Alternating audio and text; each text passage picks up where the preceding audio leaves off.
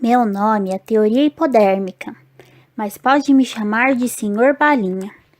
Eu sou uma teoria da comunicação de massa e minha mamãe é a escola norte-americana. Minha essência é: as informações que a mídia joga todos os dias para os humanos são recebidas sem resistência. Eu sou velhinho. Nasci entre a Primeira e a Segunda Guerra Mundial. Infelizmente, meus princípios ajudaram líderes totalitários a criarem suas estratégias de poder e manipulação, como, por exemplo, Adolf Hitler e Mussolini. Me chamam de teoria da bala mágica porque a ideia é que informação passada pela mídia é como uma balinha mágica que é engolida pelos espectadores, podendo transformá-los até mesmo em escravos. Ou em zumbis, por assim dizer. Muahahaha. Existe uma outra teoria. Ela é minha irmã, porque ela também nasceu da escola norte-americana. O nome dela é Teoria da Dissonância Cognitiva. A ideia por trás dela é que as pessoas precisam ver e sentir que suas ações casam com seus pensamentos, valores e crenças. Quando isso não acontece, bem, para sair do sofrimento psíquico, as pessoas usam uma de 3 saídas. A primeira delas é a tentativa de alterar uma ou mais opiniões, conceitos ou atitudes para acabar com a dissonância. Ela se chama relação dissonante. A segunda acontece quando a pessoa sai em busca de novas informações, opiniões ou possibilidades para tentar aumentar a consonância. Essa é a relação consonante. E a terceira é a relação irrelevante, que é quando a pessoa tenta invalidar ou reduzir a importância da dissonância que é mantida. Talvez você já tenha visto essa matéria aqui, do dia 8 de novembro de 2016. Jair Bolsonaro justificou seu voto a favor do processo de impeachment da seguinte forma: pela família e inocência das crianças que o PT nunca respeitou, contra o comunismo, o Foro de São Paulo e em memória do coronel Brilhante Ustra, o meu voto é sim.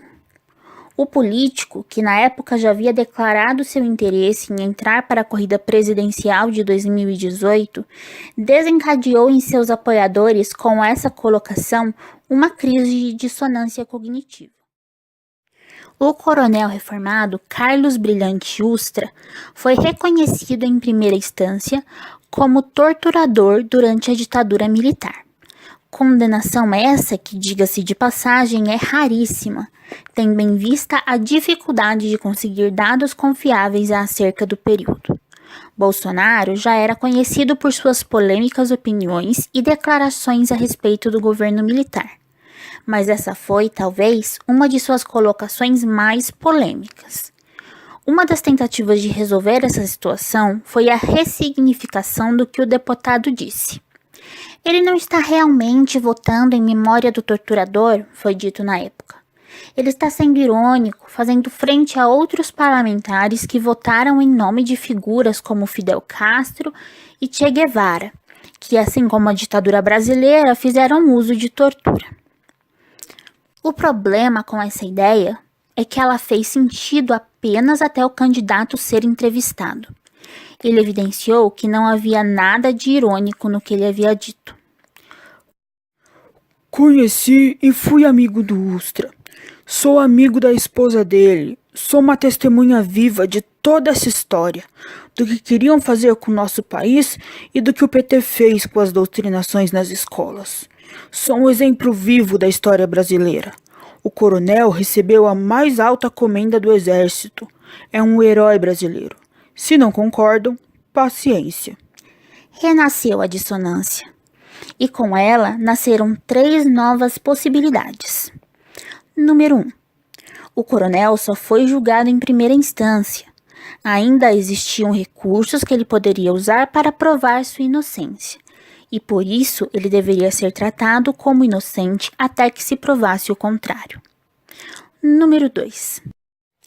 E se realmente, como vive dizendo o agora presidente eleito, a ditadura não tivesse de fato existido e o período do governo militar tivesse sido apenas um momento de grande bonança e crescimento para o país que teve sua memória maculada e distorcida pelos comunistas. E número 3. E se a ditadura tivesse de fato existido, mas a tortura fosse algo justificável em determinadas situações? Os apoiadores do deputado foram desafiados a se relacionar com a primeira ou segunda forma de raciocínio, relação consonante, reavaliar seu apoio, relação dissonante, adotar a terceira linha de pensamento e ou ignorar o ocorrido, configurando uma relação irrelevante.